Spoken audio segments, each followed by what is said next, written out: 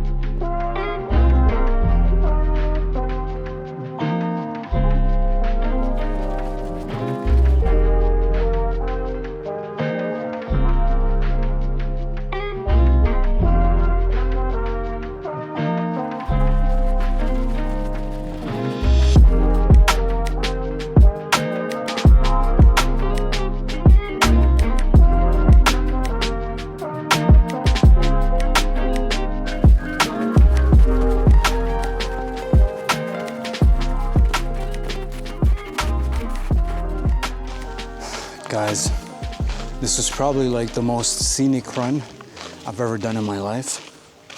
And the beauty about Griffith Park is that there's tons of routes.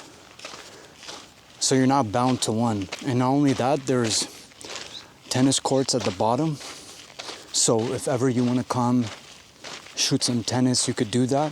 And you're literally surrounded by hills, greenery, beauty.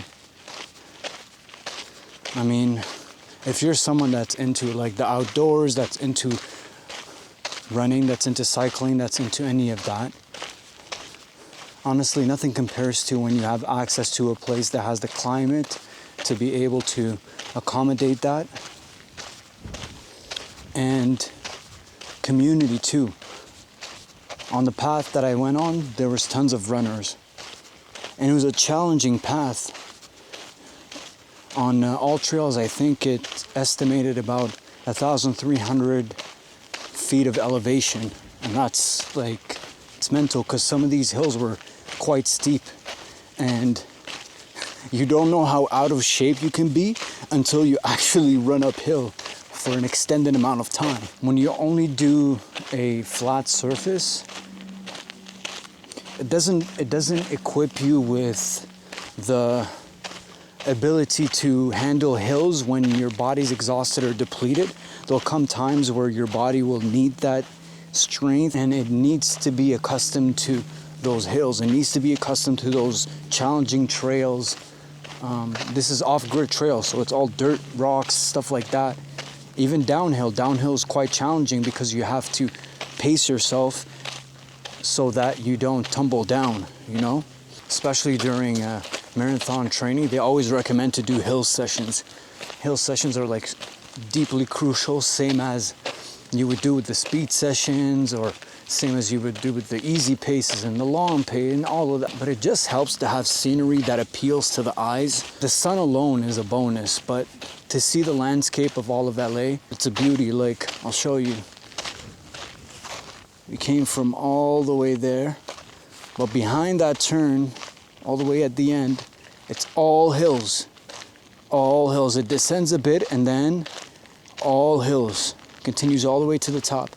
And there in the distance, you can see the LA landscape. And on the other side of the mountain, there's beautiful, beautiful, like mountain-esque landscapes. Running is a dedication. It's a commitment because it needs consistency. As soon as you stop, that's when your body shuts down. Like it's not like memory muscle with like, say, basketball. I could pick up a ball tomorrow and like ball out. You feel me?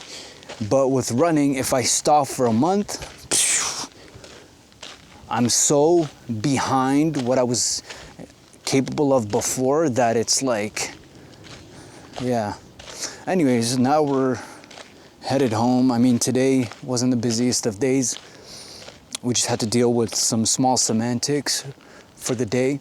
Now that that's dealt with, tomorrow I plan to peep some of the best cafes here in Los Angeles, show that to you, because I know the Vancouver one was a smash. Well, from what I've been told at least.